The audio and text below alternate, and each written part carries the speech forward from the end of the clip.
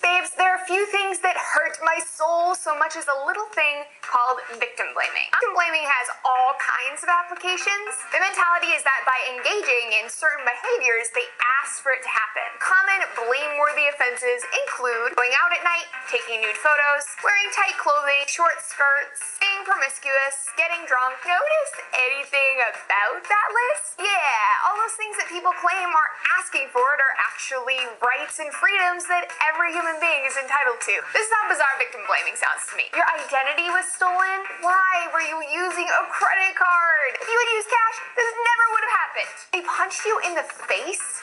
Where was your protective helmet? You were mugged? What were you wearing? A suit?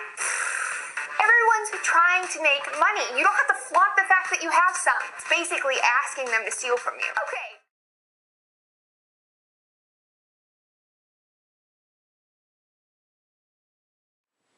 Mental health workers tasked to care for patients at Whiting Forensic arrested for doing the exact opposite. 43-year-old Gregory Giantonio, Mark Cusson, 49, and 39-year-old Carl Benjamin facing charges of cruelty to persons and disorderly conduct.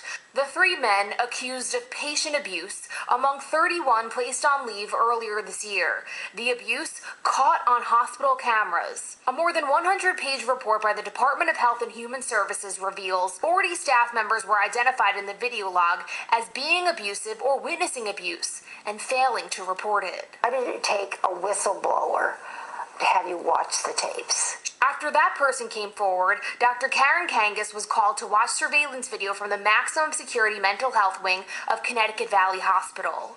They kicked him really hard and he fell out of the bed. Kangas, the patient's co-conservator, spoke to Fox 61 about a month after employees were suspended. The abuse was not provoked by him.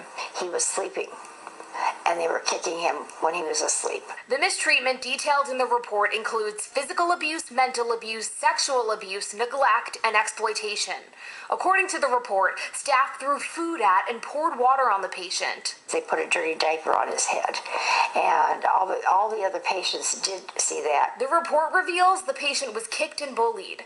After the patient spilled a drink, a staff member was observed mopping the wet floor and then placed the dirty, wet mop head on the patient's head. The Department of Mental Health and Addiction Services says it's appalled. We put in more cameras. We're reviewing the cameras both live and retrospectively.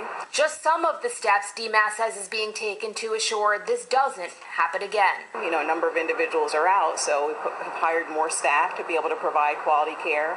Have also done training, so staff training around reporting.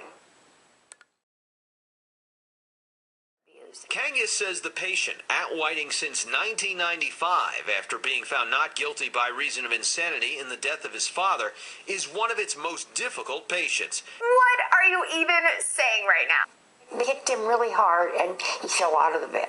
Kangas, the patient's co-conservator, spoke to Fox 61 about a month after employees were suspended. The abuse was not provoked by him.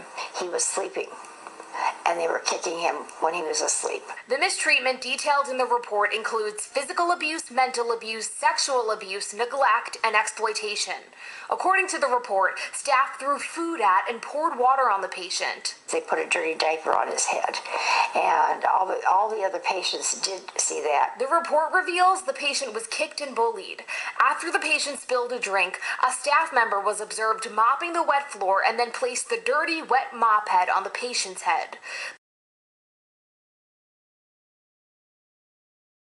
If you didn't want your photos stolen, you shouldn't have taken them. What was she thinking going out dressed like that? She could have left, but she didn't. It's her own fault she has a black eye now. I mean, let's be honest, she was kind of asking for it, getting that drunk.